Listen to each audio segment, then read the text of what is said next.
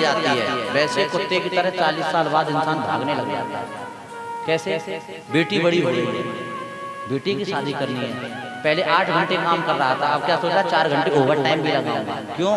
कुत्ते जैसे एक जगह नहीं टिकते हैं, इंसान का मन भी एक जगह और कुछ नहीं करता है। तो 40 साल के बाद अगर कुछ नहीं हो तो बुरे कर्म करने को तैयार हो जाएगा, पर पैसे की लालसा में भागने लग जाता है। 60 साल तक कुत्ते की तरह भागता है जैसे कुत्ता भागता है। तो कुत्ता जब भाग भाग के बूढ़ा हो गया तो फिर गधे की उम्र लगना चालू हो जाती है। जैसे बुढ़ापे में गधे को कुमार मार तो खूब रहा है परंतु वजन फिर भी ढुला रहा है, ऐसे इंसान है। परिवार में वैल्यू तो बिल्कुल नहीं है, फिर भी बीच में अपनी बात जरूर बना रहा है। बेटा फटकार देता है, अरे तुमको घर में रहना है, बैठे रहो, तुमको क्या मतलब है बीच में बोलने की। फिर भी बेटा बहू जा रहे हैं बाजार के लिए, पूछ रहा है क्यों जा रहे हो, क्या काम है। जब तुझे फटकार मिल रही है तो तुझे बीच में बोलने की क्या जरूरत है। लेकिन फटकार खाना मंजूर है, लेकिन बीच में दखल अंदाजी करने से फिर भी नहीं मानता। फिर तीसरी बात, जैसे गधा बुढ़ापे में बोझ होता है ऐसे खुद भी बोझ हो रहा है। कैसा? ममता का बोझ। नाती पोते पूछते भी नहीं है पानी की, फिर भी हाथ घुमा रहा है, अपनी बातें 4 जगह अपने बच्चों के साथ प्रेम बता रहा है। बहू गाली देगी लेकिन बाहर क्या बोल के आएगा, मेरी बहू बहुत अच्छी है। मतलब घर परिवार में खूब गधे की तरह अपमान हो रहे हैं, लेकिन फिर भी माया और तृष्णा में फंसा पड़ा है। जैसे तैसे 80 साल की उम्र को भी ढोता ढोता बोझा माया का चला जाता है, लेकिन 80 के बाद में जैसे ही उल्लू की उम्र चालू होती है तो क्या हालत हो जाती है कि जैसे उल्लू रात में नहीं सोता है, ऐसे ही 80 साल पूरे होने के बाद में इंसान भी कभी रात में चैन से नहीं सोता। सुन लेना मेरी बात। क्यों? आपने तो ये भी देखा होगा कुछ लोग बुढ़ापे में नींद की गोलियां भी खाते हैं। नींद की गोली खाई फिर भी चैन से ज्यादा देर नींद।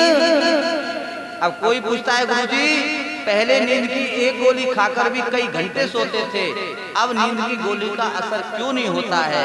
उसका एक कारण है प्यारे, क्योंकि नींद की गोली 80 साल से पहले खाओगे तो काम करेगी, लेकिन जिस दिन से 80 के बाद उल्लू की उम्र लगेगी उस दिन से नींद की गोली काम नहीं करेगी। क्योंकि जब उल्लू खुद रात में जागता है तो जिसकी उम्र तुम लेके बैठे हो वो फिर रात में तुमको कैसे सोने देगा।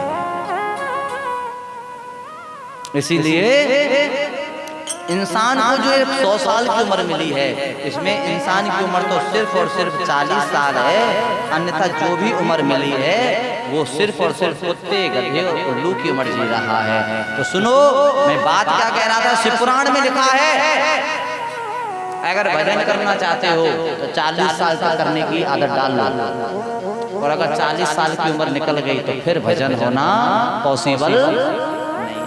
क्यों? अगर 40 तक भजन की आदत नहीं डली तो फिर तो कुत्ते की उम्र चालू हो जाएगी, कुत्ते कभी भजन नहीं करते। फिर गधे की आयु चालू हो जाएगी, गधे कभी भजन नहीं करते हैं। और फिर उल्लू की तरह फिर तो रात में जगना चालू हो जाएगा। परिवार सोएगा तो पागलों की तरह रात भर चक्कर मार डालूंगा। सुबह बहू गाली देगी, अरे खुद भी पड़े रहते हैं, चैन से सोते नहीं है और हमारी नींद और खराब कर देते हैं। इन पे काम तो कोई है नहीं और हम दिन भर काम करें रात में सोने तक नहीं देते, फिर उल्टी गालियां पड़ने लगी। इसीलिए 40 साल तक की जो उम्र है मेरी मैया, इसमें भगवान का सत्संग और भगवान के भजन करने का अभ्यास करो। क्योंकि अगर इस जवानी में भगवान के भजन करने का अभ्यास नहीं हुआ तो फिर बुढ़ापे में भजन नहीं हो पाएगा। इसीलिए अब मैं एक बात और बता रहा हूं, ध्यान से सुनना। अगर जिन लोगों को 50-60 साल की उम्र तक 80 साल की उम्र तक नींद नहीं आती है, सुन लेना, उल्लू की उम्र को छोड़ दो, वो तो नींद आने नहीं देगा, फिर तो कोई उपाय कर लेना। जिनको 80 साल की उम्र से पहले पहले रात में नींद नहीं आती है, सटीक सुन लो शिव महापुराण में क्या लिखा है। जिनको 80 साल से पहले उम्र में नींद नहीं आती है और नींद की गोली खा रहे हैं, फिर भी 2-4 घंटे में नींद खुल जाती है, वो क्या कर सकते हैं? उपाय है, लिख लेना अगर आपका दिमाग में कुछ हो या फिर आपके पास हो। जो नींद की गोली खा करके रात में सोते हैं, एक उपाय बता रहा हूँ, आज से नींद की गोली छूट जाएगी और गहरी नींद आने स्टार्ट हो जाएगी।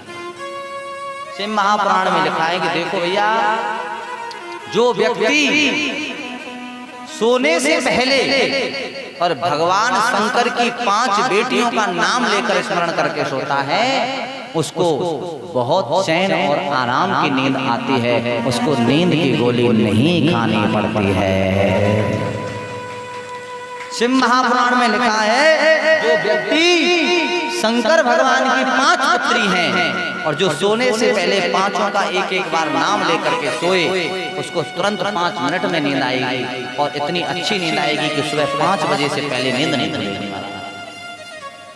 अब आपको शंकर की 5 बेटियों का नाम पता है क्या? हैं? वो भी उपाय हमें बताएं। बेटी बेटी शंकर की 5 बेटी हैं और उन 5 बेटियों का नाम रात में सोने से पहले जो अगर लेकर सोता है, उसको नींद की गोली खाने की भी कभी जरूरत नहीं पड़े। इतनी अच्छी नींद आएगी, आप मान के रखना।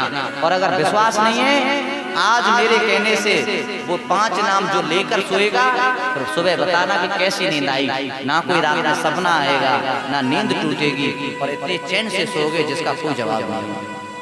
अब नाम सुन लो, 5 नाम सुन लो भाई।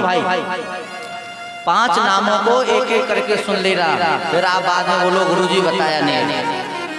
शंकर की पहली बेटी का नाम है जया। क्या नाम है बहन? जया। जया जया जाया जया। हाँ लियो बैग लाना, बैग।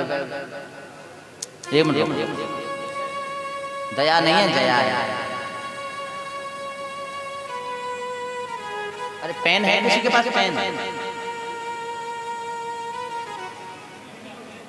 पेन भी किसी के पास नहीं है तो गड़बड़ हो गई। पेन नहीं है आपके पास? नहीं, भाइयों के पास, किसी के पास पेन? ठीक है, सुनो, दोबारा लिख के भी बताएंगे बाद में। पहला नाम है जया। क्या नाम है? जया, पहली बेटी है। दूसरी बेटी का नाम है विषहरा। विषहरा, हाँ, पहली बेटी का नाम है जया, दूसरी बेटी का नाम है विषहरा, तीसरी बेटी का नाम है सांबली बारी।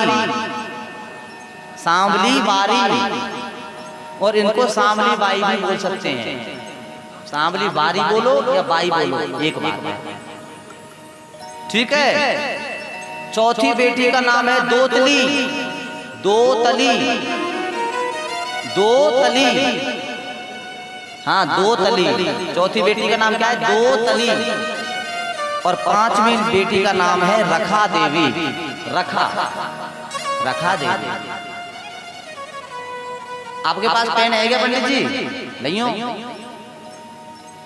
अब ट्यूशन चालू कर लेते हैं। रोको रोको भाई, कागज कागज, कोई कागज है क्या? इसमें है कोई? एक नाम लिखने लाओ। ठीक है ठीक है, मिल गया। रोको रोको रोको, 1 मिनट रुक जाना। पहली बेटी का नाम क्या बताया था? जया। और दूसरी वाली का विषहरा।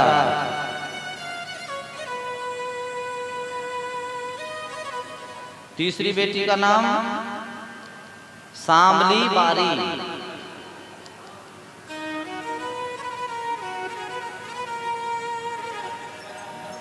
इनको सांबली बाई भी बोल सकते हैं।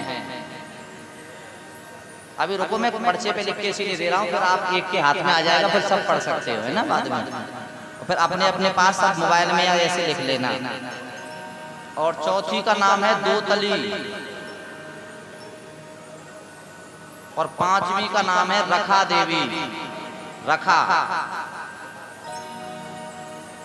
लो जी, लो एक पर्चा कोई लो करके। आप में से कोई खड़ा हो जाओ। लो लो लो, समझ में नहीं आया हो तो इसको पढ़ के नाम समझ लेना।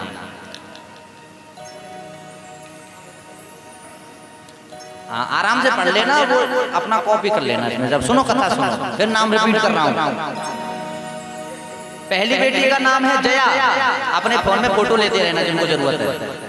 दूसरी बेटी का नाम है बेसहारा, तीसरी बेटी का नाम है सांवली बारी, जिनको सांवली बाई भी बोलते हैं, चौथी बेटी का नाम है दोतली और पांचवी बेटी का नाम है रखा देवी। इन पांचों बेटियों का नाम जो सोने से पहले, अपने बिस्तर पर नींद आने से पहले एक बार लेके सो जाता है। वैसे तो 11 बार जरूर लेना चाहिए। कितने बार? नियम तो 11 बार का है। 11 बार इन पांचों नामों को लेना है। कितने बार? 11 बार। और अगर सच में देखना चाहते हो इसका प्रैक्टिकल, 11 बार लेकर के सोना। आज की रात में अगर जिसको नींद नहीं आती है, कल बताना क्या उपाय मिला। भगवान शंकर की शिव महापुराण में लिखा है, शंकर की 5 बेटियों का जो 11 बार नाम लेकर के सोता है, उसको जिंदगी भर कभी नींद की गोली नहीं खानी पड़ती है और उसको जीवन भर सुख और चैन की नींद आने लग जाती है। ठीक है, तो ये 5 नाम हैं, इनको जीवन में धारण करने का प्रयास करें। सुन लीजिए, अब 80 साल तक ये 5 नाम काम करेंगे। कितने साल तक? 80 साल तक। और जैसे उल्लू वाला काम स्टार्ट, तो फिर तो भैया इनको भी ले लेना, फिर कोई फायदा होने वाला नहीं है, क्योंकि फिर उल्लू का प्रभाव हमारे ऊपर आ जाएगा। तो इस प्रकार करके कथा में हम वर्णन कर रहे थे कि हमारा जन्म क्यों हुआ है। तो देखो, मानव का जन्म सिर्फ और सिर्फ हुआ है तो अच्छे कर्म और भगवान की भक्ति करने के लिए ही हुआ है। चोरी करने के लिए, दूसरे का माल हड़पने के लिए, झूठ बोलने के लिए, लड़ाई करने के लिए और ये दुनिया की माया जोड़ने के लिए जन्म नहीं मिला है। ये मानव जन्म जो मिला है, बड़े भाग मानुष तन पावा, सुर दुर्लभ सब ग्रंथ ही गावा। बड़े भाग से 84 लाख योनियों में जन्म लेने के बाद एक बार मनुष्य जीवन मिला है और ये मनुष्य जीवन बड़ा अनमोल है। और इसको एक बार लेने के बाद जो आकर के ऐसे ही व्यर्थ गवा के चला जाता है, उससे बड़ा कोई दुर्भाग्य नहीं है। और जो मानव जीवन लेने पर जो भगवान की भक्ति करके जाता है, उससे बड़ा कोई सौभाग्यशाली नहीं है। बोलिए वृंदावन बिहारी लाल की जय। समझ लीजिए, उत्तर मिल गया होगा। मानव जीवन क्यों मिला है? भगवान की भक्ति और अच्छे कर्म करने के लिए। समझ लिया भैया? मानव जीवन मिला है, अच्छे कर्म करें और भगवान की भक्ति करें, यही मानव जीवन का ध्येय है। प्रभु की प्राप्ति तो होगी, ये निश्चित आगे की बात है। तीसरी बात क्या है? आए हैं तो क्या करके जाएं? एक काम करके जाओ। आने के बाद जगत में आए हो, कुछ ना करें, सबसे पहले एक काम करो। और क्या करें महाराज? बोले जीवन में अगर किसी का हो सके सहायता करने का प्रयास करो। सहायता से बड़ी कोई भक्ति नहीं है। कोई रो रहा है, आंसू पोंछने का प्रयास कीजिए। कोई भूखा है, अपने हिस्से में से खिलाने का प्रयास कीजिए। मैया प्यासा है, अपने में से भी थोड़ा सा पिलाने का प्रयास कीजिए। और नहीं सुनो, इबादत नहीं है माला को घुमा देना। इबादत नहीं है माला को घुमा देना, इबादत है किसी रोते को हंसा देना। इबादत नहीं है माला को घुमा देना, इबादत है किसी रोते को हंसा देना। और सबसे बड़ी इबादत है किसी उजड़े को बसा देना। और उससे भी बड़ी इजाजत है किसी गिरते को अपने गले लगा करके उठा देना। गिरते को उठा दीजिए, रोते को हंसा दीजिए और भूखे को कुछ खिला दीजिए। इससे बड़ा कोई भजन नहीं है साहब। एक व्यक्ति कथा सुनता था, भागवत सुनता था, और एक व्यक्ति ऐसा था जो कभी रास्ते से जा रहा था, लेकिन उसने भागवत में बैठना उचित नहीं समझा। वो भागवत में नहीं बैठा, वो रास्ते में जा रहा था। एक बुढ़ा आदमी ठोकर लग के गिर गया। उसको इतना अर्जेंट कहीं जाना था कि भागवत चल रही थी कहीं, उस भागवत में सोचा बैठ गया, काम खराब हो जाएगा। वो जा रहा था, तुरंत की तुरंत एक बुढ़ा आदमी था, वो कहीं ठोकर लग करके गिर गया। उसने सोचा यार अगर इसको उठाऊंगा फिर उसको हॉस्पिटल लेके जाना पड़ेगा, चोट लगी है तो फिर वो जो मेरा काम था वो तो फिर बिगड़ जाएगा। अरे जैसे तैसे भागवत को छोड़ के आया, जाने की बात कर रहा है, रास्ते में गिर के पड़ा है, इसको उठाऊंगा फिर तो वो काम बिगड़ेगा। मन में सोचा यार आंखों से देख करके भी नहीं उठाया तो फिर धिक्कार है ऐसे जीवन को। तुरंत उस इंसान को उस आदमी ने सब कुछ छोड़ करके खड़ा किया। भैया तुझे चोट लग गई है बाबा, चल तुझे हॉस्पिटल दिखा के लाता हूँ। उसी समय पता ही क्या हुआ, जिस बुढ़े आदमी को उसने उठाया था, बुढ़ा आदमी हंसा और बुढ़े आदमी ने पता क्या कहा, इंसान मैं तेरी परीक्षा यही लेना चाहता था। बोले क्या? मैंने देखा कि तू भागवत छोड़कर, सत्संग छोड़ करके अपने व्यवसाय पर जा रहा है, नौकरी में जा रहा है, पैसे के लिए जा रहा है। और अगर आज तू मुझे छोड़कर भी देखकर चला जाता तो मैं समझता तेरे मानव जीवन को धिक्कार है। लेकिन तू कथा छोड़कर आया, कोई दिक्कत नहीं है, लेकिन तूने आंखों के सामने गिरते हुए को उठाया, इससे बड़ा परोपकार नहीं है। पता हुआ क्या, जो कृष्ण कभी भागवत में हमको ना मिलता हो, वो कृष्ण उस इंसान को, उस बुढ़े आदमी में तुरंत प्रकट होकर के मिल गया। प्यारे उस बूढ़े बुजुर्ग में से ठाकुर जी प्रकट परीक्षा लेकर, तू भागवत छोड़ के आया, मैंने परीक्षा ली, क्या तू इस कथा को सुनकर छोड़ आया? एक इंसान गिरा पड़ा है, क्या फिर तू देखता हूँ क्या करता है? तूने अपना काम भूलकर उसे गले से लगाया। प्यारे यही भक्ति है। कथा का टाइम कभी रोज नहीं रहता है, ये तो 7 दिन में साल भर में एक आध बार सुनते हैं, लेकिन रोज घरों में भी तो कितने भजन हैं, उनको करने का प्रयास कीजिए। भिखारी आए, एक रोटी देने का प्रयास कीजिए। गैया आए, रोटी खिलाने का प्रयास कीजिए। और दूसरी बात मैं कह रहा हूँ, कुछ ज़्यादा नहीं कर सकते हो तो कम से कम इतना कीजिए, कोई पड़ोस में अगर कोई भूखा हो उसको कभी ना कभी कुछ सहायता करने का प्रयास कीजिए।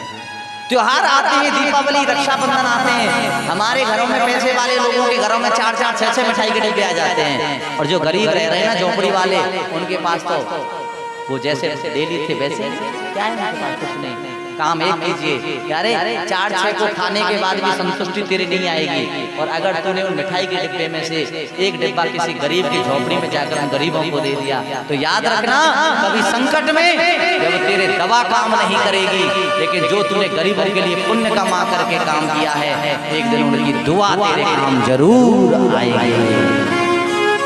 दवा फैल होने पर दुआएं काम आती हैं। प्यारे जहाँ दवा काम नहीं करती वहाँ दुआ काम करती हैं भैया, याद रखना।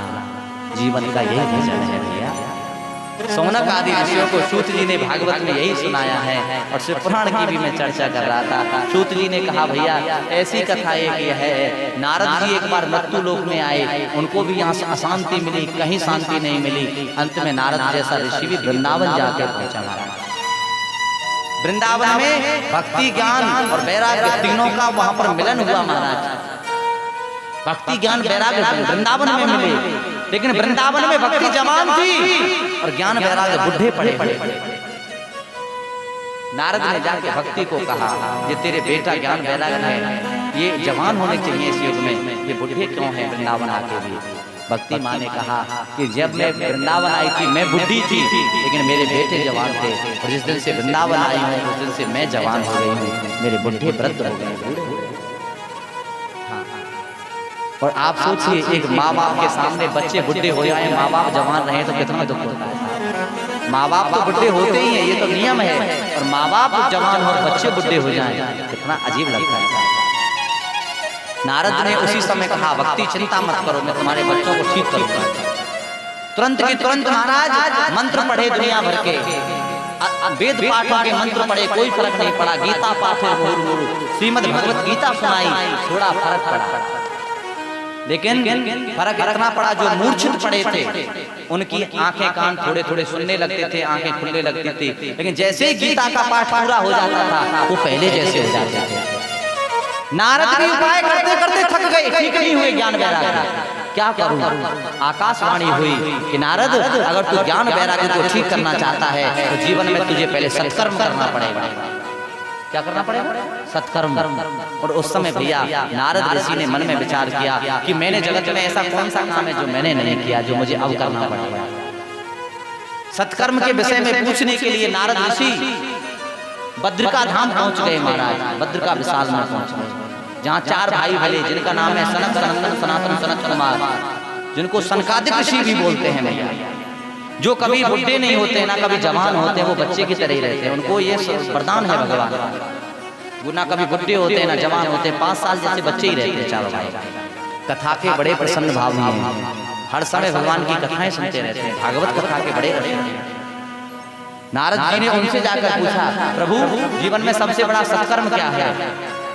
मैंने बड़ी भक्ति करी है, मैंने बहुत बड़े यज्ञ तपस्या करी है, क्या वो सत्कर्म नहीं है? सनकादिक ऋषियों ने नारद को बद्रिका धाम में उपदेश किया, नारद जी जो आपने किए हैं सत्कर्म तो वो भी हैं, लेकिन अगर आप पूछना चाहते हो कि जगत में सबसे बड़ा सत्कर्म क्या है तो ध्यान से सुनना, आज मैं तुम्हें बताने वाला हूँ। तो भैया उस समय नारद जी के लिए और उस समय सनकादिक ऋषियों ने एक बात कही, क्या? सत्कर्म सूचको नूनम ज्ञान यज्ञ स्मृतो बुधैः श्रीमद्भागवतालाप सातु गीत सुकादिभिः। सुनो नारद जी, जगत में सबसे बड़ा सत्कर्म है जो भागवत सुखदेव ने राजा परीक्षित को सुनाई, जो भागवत भगवान नारायण ने व्यास जी को दी, जो भागवत गोकर्ण ने धुंधकारी को सुनाई, जो भागवत स्वयं कृष्ण का अवतार है, जिस भागवत को हम कथा कहते हैं, ये कथा नहीं है। जब भगवान कृष्ण इस धरती से गए तो कहीं नहीं गए, उस समय भगवान कृष्ण श्रीमद् भागवत जैसे ग्रंथ में आकर समाहित हो गए थे। ये भागवत क्या है? कृष्ण का अवतार है, साक्षात कृष्ण भागवत है, भागवत कोई और नहीं है, कृष्ण भागवत है, भागवत कृष्ण है। बोले महाराज क्या करना चाहिए? बोले सुनो, तुम सत्कर्म करना चाहते हो तो भागवत की शरण में चले जाओ। अगर तुम जब तक भागवत नहीं सुनोगे तब तक तुम अपने जीवन में सत्कर्म को समझ नहीं पाओगे। उसी समय हरिद्वार में आकर के नारद जी ने सनकादिक ऋषियों के मुख से ये भागवत सुनी। जब भागवत सुनी मन को लगा कि अब मैं ज्ञान वैराग्य को ठीक कर सकता हूँ। उसी समय भक्ति ज्ञान वैराग्य को वृंदावन से नारद जी ने हरिद्वार बुलाया। हरिद्वार में बैठकर चारों लोगों ने कथा सुनी।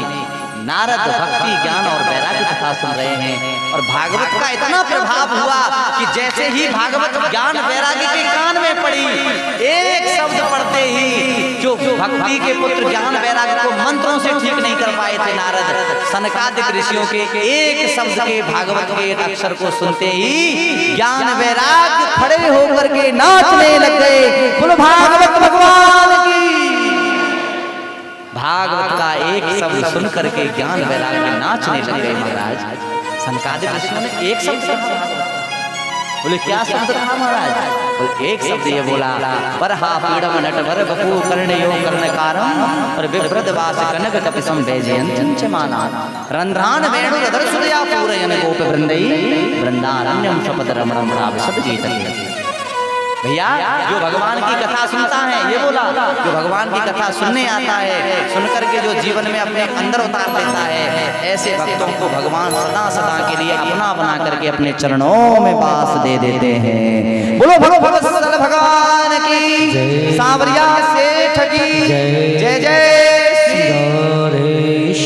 तो भैया नारद जी ने वो कथा ज्ञान वैराग्य को भी सुनवाई। ज्ञान वैराग्य ठीक हो गए, नाचने लगे महाराज, भक्ति की इच्छा पूरी हो गई। तब नारद को सत्कर्म का ज्ञान हुआ कि भागवत से बड़ा कोई सत्कर्म नहीं। सनकादिक ऋषियों ने जब कथा सुनाई, नारद की इच्छा पूरी हुई। सूत जी ने सौनक आदि ऋषियों को जब सुनाई तो सूत जी ने कहा, सौनक आदि ऋषियों, ऐसी एक भौतिक कथा है। आत्मदेव नाम के पंडित हुए जिनकी एक पत्नी थी जिसका नाम धुंधली थी। पंडित जी बहुत अच्छे थे, सत्कर्मी थे, कोई जीवन में बुरा काम नहीं किया, बहुत अच्छे विद्वान थे। लेकिन पत्नी उतनी विपरीत थी। यथा नाम तथा गुणी, जैसा नाम वैसे बुरे काम। पति से सदा अपने दुर्व्यवहार करती थी। आगे चल करके इनके दो बेटे हुए। एक बेटे ने गाय के गर्भ से जन्म दिया, उसका नाम गोकर्ण रखा। एक बेटा धुंधली का था, उसका नाम धुंधकारी रखा। धुंधली के बेटे का नाम धुंधकारी रखा गया। जो गौ का पुत्र है, गौ के गर्भ से जन्म हुआ, उसका नाम गोकर्ण है। क्यों है? शरीर से उसका इंसान जैसा था, लेकिन कान गाय के जैसे थे।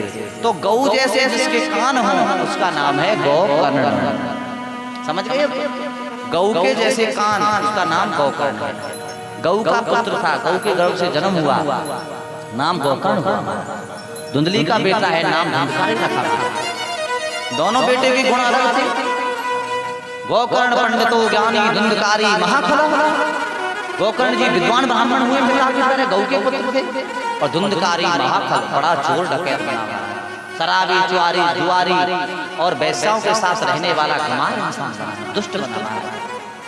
माता पिता को जीवन में बड़ा दुख दिया। गोकर्ण भजन करने वाले संत थे, घर को छोड़ के चले गए महाराज। जिस घर में शराब पी जाए, जिस घर में डाकू चोर रहे, वहां भजन हो सकता है क्या?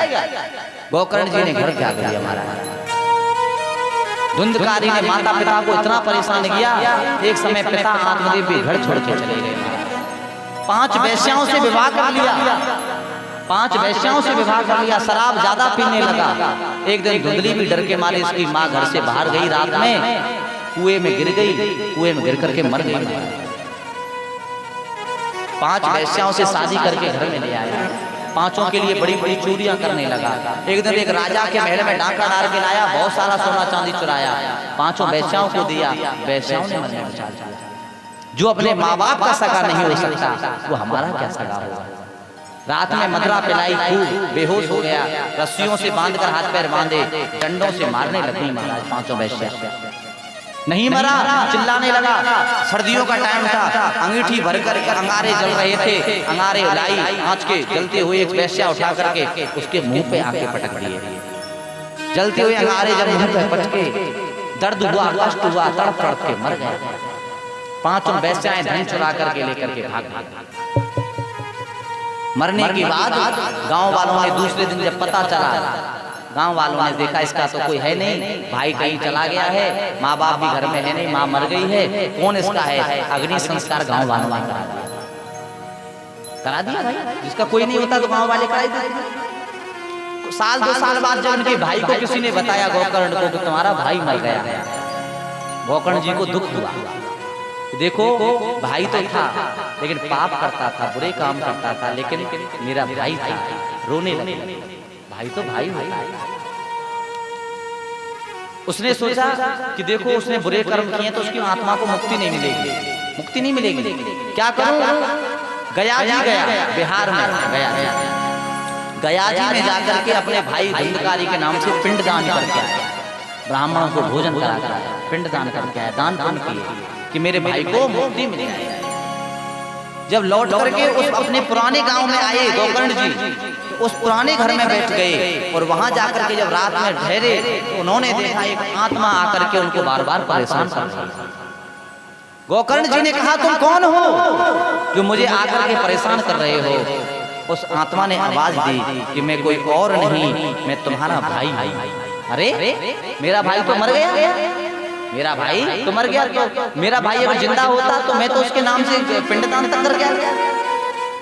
धुंधकारी जो था, जो मर गया था लेकिन उसकी आत्मा को मुक्ति नहीं हुई थी, भूत प्रेत बन के भटक रहा था, उसने तुरंत कहा भैया अहम भ्राता तदीयस्मि धुंधकारी नामतः स्वकीयं नैव दोषेण ब्रह्म त्वं नाशतं मया। भैया मैं मर तो गया हूँ लेकिन मेरी आत्मा को अभी तक मुक्ति नहीं मिली है। बोले क्यों? अरे भैया मुक्ति तो इसलिए नहीं मिली क्योंकि जीवन में मैंने कोई अच्छा काम, अरे मैंने तो अपने माँ बाप को हाथों से मारा पीटा, ऐसे पापी की कहाँ मुक्ति होगी? जो लोग अपने माता पिता पे हाथ उठा दें उनसे बड़ा पापी कौन है? मैंने जीवन में कभी भगवान का नाम नहीं लिया, माँ बाप की सेवा नहीं करी, साधु सेवा नहीं करी, कथा नहीं सुनी, संत सेवा नहीं करी, मेरी मुक्ति नहीं की। बोले भैया तूने जीवन भर पाप किए तो मैं क्या करूँगा? बोले भैया तू मेरा भाई है गोकर्ण, तू पंडित है, विद्वान है, अगर तू कर सकता है तो मेरी मुक्ति हो सकती है, नहीं फिर मेरी मुक्ति नहीं होगी। गोकर्ण जी को भाई पर दया आ गई, कहा चिंता मत कर, सुबह होने दे, सुबह तेरी मुक्ति का कोई उपाय करूँगा। तो भैया उसी समय जब सुबह हुआ, सुबह होते ही सूर्य नारायण भगवान प्रकट भये। तो उसी समय गोकर्ण जी ने हाथ जोड़कर सूर्य नारायण भगवान से प्रार्थना करी, इति सूर्य बचा सर्वे धर्मम रूपम तु विश्व। हे सूर्य नारायण भगवान कोई ऐसा उपाय बताओ जिस पापी ने ना कभी भजन किया, ना सेवा करी, ना कथा सुनी, माँ बाप को मारा पीटा, और अगर वो मरकर भूत प्रेत बन गया हो तो उसकी मुक्ति का उपाय क्या है? तो पता है सूर्य नारायण भगवान ने कहा ऐसे पापी की तो मुक्ति हो ही नहीं। क्यों? वो पापी नहीं है, वो महापापी है। पापी कौन है? जो पाप करता है। अरे जो माँ बाप को मारता है वो पापी नहीं होते, वो महापापी। सूर्य नारायण भगवान ने कहा सुनो, जो नरक जो है उसमें 28 द्वार बने, 28 प्रकार के नरक हैं। जो पाप करके मरते हैं उनको तो नरक भी झेल लेता है, लेकिन जो माँ बाप को पीट करके मार पीट करके मरते हैं उनको तो नरक भी नहीं झेलता है। नरक तो पापियों के लिए है, जो महापापी हैं उनको तो नरक से भी ज्यादा घोर नरक भोगना पड़ता है। और अच्छा आप कहोगे महाराज जी गरुड़ पुराण में भी ये लिखा है कि जो माता पिता को कष्ट देकर मारते हैं पीटते हैं उनको मार के मरते हैं लास्ट में, ऐसे व्यक्ति जब मर जाते हैं तो नरक नहीं महानरक मिलता है, जो घोर नरक। उसमें होता क्या है कि नरक में जाने के बाद तो तुम्हारे कर्म जब तक पूरे होंगे वहां तुम्हें यमराज दंड देंगे, फिर तुम्हारा समय पूरा होगा तो तुम्हें दोबारा जन्म मिल जाएगा। लेकिन जो महाघोर नरक में जाता है महापाप करके, वहां होता क्या है कि जिस दिन से तुम जाते हो फिर उसी दिन से तुम्हारे को मार दंड पड़ने लग जाते हैं, कष्ट देने यमराज लग जाते हैं, और तुम्हें जब तक सृष्टि रहेगी तब तक वहां मारने लग जाते हैं। फिर तुम्हारा कोई आगे जन्म नहीं हो सकता है। क्यों? तुम महापाप करके गए हो। महापाप क्या है? माता पिता पर हाथ उठाना। इसलिए धुंधकारी तो महापापी है, कैसे मुक्ति हो? तो गोकर्ण जी ने सूर्य नारायण भगवान से कहा प्रभु मैं भगवान का भक्त हूं और ये मेरा भाई है, कोई ऐसा उपाय बताओ जिसको करूं और मेरे भाई की मुक्ति हो। तो सूर्य नारायण भगवान ने एक उपाय कहा, गोकर्ण श्रीमद्भागवतान मुक्ति सप्ताहम वाचनम कुरु। अगर ऐसी ही बात है तो तुम अपने भाई धुंधकारी के नाम से श्रीमद्भागवत सप्ताह की कथा अपने गांव में करो, और कथा अपने भाई के नाम से करो, और धुंधकारी को वहां बैठने के लिए जगह दो। अगर धुंधकारी वहां 7 दिन बैठ करके कथा सुन लेगा तो उसकी मुक्ति निश्चित हो जाएगी, क्योंकि भागवत ऐसी ग्रंथ की कथा है। और पुराण तो पापी व्यक्तियों को तार सकते हैं, लेकिन भागवत महापुराण तो महापापी व्यक्ति को भी तारने का काम करती है। और भैया गोकर्ण जी ने अपने गांव में भागवत कथा रखी, अपना भाई धुंधकारी बुलाया, एक जगह नहीं बैठ सकता, भूत है आत्मा है हवा है, टिक नहीं सकता, हवा चलती थी दूर भाग जाता है क्योंकि हवा होती है भूत। क्या करें? उपाय लिया, 7 गांठ वाला एक बांस मंगाया। कितने गांठ वाला? हमारे वाला देखो ये रहा, ये जो बांस है इसमें 7 गांठ लगी हुई है। हरा बांस दिख रहा है कि नहीं दिख रहा है? जिस भागवत में ये बांस नहीं लगता है उसमें ये समझ लेना कि भागवत करने वाले को भागवत का कोई गान जल्दी ठीक नहीं है। ये भागवत में ये हरा बांस जरूर लगा लेते हैं। इसमें 7 गांठें हैं, ऐसा 7 गांठ वाला बांस लगाया गया। गोकर्ण ने धुंधकारी को बोला भैया तू इस बांस में आकर के बैठ जा। तो धुंधकारी उस बांस की गांठ में आकर के बैठ गया। एक दिन की कथा जब पूरी सुनी, एक बांस की गांठ फट गई, टूट गई, अलग हो गई। 2 दिन कथा सुनी, 2 गांठें टूट के अलग हो गई। धीरे धीरे 3, 4, 5, 6, 7 दिन की जब पूरी कथा बांस में से सुनी बैठकर, 7 गांठें फट गईं और महापापी धुंधकारी भी भागवत की कृपा से और एक सुंदर देवता जैसा रूप लेकर के प्रकट हो गया। बोलो भागवत भगवान की जय। बताओ कहाँ तो मुक्ति नहीं हो रही थी और कहाँ महाराज एक सुंदर रूप में प्रकट हो गया। धुंधकारी ने तुरंत गोकर्ण जी को प्रणाम किया। गोकर्ण जी को प्रणाम करके इतनी देर में भगवान ने प्रसन्न होकर के धुंधकारी के लिए अपना विमान भेज दिया, रथ भेज दिया लाने के लिए। इतने प्रसन्न भगवान धुंधकारी से। धुंधकारी के लिए विमान आया, विमान में भगवान के पार्षदों ने बिठाया, धुंधकारी को भगवान के पास लेके जाने लगे। गोकर्ण जी ने पूछा रुको, अरे भैया इसने तो जीवन भर पाप किया, ये तो भगवान के धाम तुरंत जा रहा है, और हमने तो जिंदगी भर ये भागवत करी है और सुनी है, अरे हमको लेके क्यों नहीं जा रहे? तो भगवान के पार्षद बोले सुनो, सुनने वाले तो 1000 हैं पर सुनने वालों में भी भेद है। भगवान के पार्षदों ने कहा कि सुनने वाले तो कथा बहुत आते हैं, लेकिन सुनने वालों में भी बहुत बड़ा फर्क होता है। बोले महाराज सुनने वालों में क्या फर्क है? अरे कथा तो एक जैसी होती है, तो सुनने में क्या फर्क है? काम तो सबके एक जैसे, सुनने में फर्क क्या है? बोले एक फर्क है। बोले क्या फर्क है महाराज बताओ? तो उसी समय महाराज तुरंत उसी समय भगवान के पार्षद कहते देखो गोकर्ण, श्रोता घर से सुनने के लिए आते हैं, लेकिन सुनने जब बैठ जाते हैं तो उनके 3 प्रकार के विचार होते हैं। क्या क्या? कोई आकर के बैठता है वो श्रोता बन के बैठता है, दूसरा जो बैठता है वो सरोता बन के बैठता है, और तीसरा बैठता है वो सोता बन के बैठता है। बोले क्या क्या फर्क है? सोता वो है, आ तो गए कथा सुनने, कुर्सी पे आराम से लेकर सो रहे हैं, कभी जग रहे हैं, तो यहाँ आराम से अपना टाइम पास कर रहे हैं। और जो आंखों से जग रहे हैं और जो मन से सो रहे हैं। भाई आंखें खुली होने से इंसान नहीं जगता है। अरे जब तक मन के द्वार नहीं खुलेंगे तब तक कैसे हरि मिलेंगे? आंखों से प्रभु नहीं मिलते, अरे घूंघट के पट खोल तो हरि मिलेंगे। ये माया का जो घूंघट लगा है मन पे, जब तक ये नहीं हटेगा पर्दा, तब तक भगवान मिलेंगे।